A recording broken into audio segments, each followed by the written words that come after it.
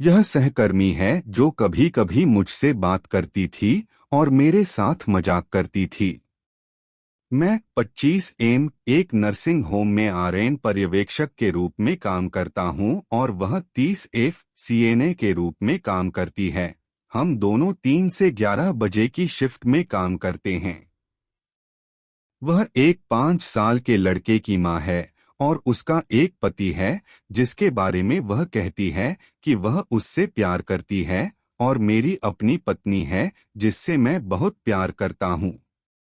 एक दिन उसने अपना कर्तव्य पूरा किया और अन्य नर्सों द्वारा देखे जाने से बचने के लिए मरीजों के एक कमरे में छुपी हुई थी।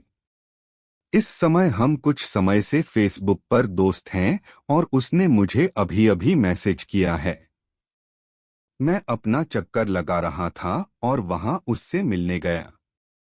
हम काम के बारे में और जीवन के बारे में बात कर रहे थे और मजाक कर रहे थे, और फिर यहाँ वहाँ थोड़ा शारीरिक स्पर्श हुआ। वह दरवाजे के पास गई और उसे बंद कर दिया और फिर मुझसे कहा, मैं नहीं चाहती कि अन्य नर्सें यह सोचें कि मैं आलसी हूँ।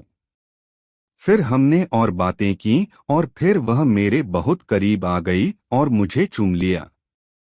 मुझे नहीं पता था कि क्या करूं, और उस क्षण की गर्मी में मैंने उसे वापस चूम लिया। हमने लगभग 2 से 3 मिनट तक चुंबन किया। उसने मेरे होठों और मेरी गर्दन को चूमा, जबकि मैंने धीरे धीरे उसकी पीठ के निचले हिस्से को उसकी गांड तक छुआ।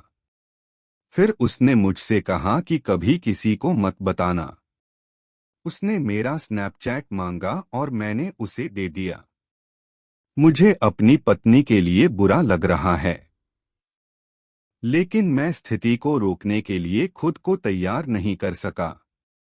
क्या किसी और के पास भी ऐसा कुछ चल रहा है?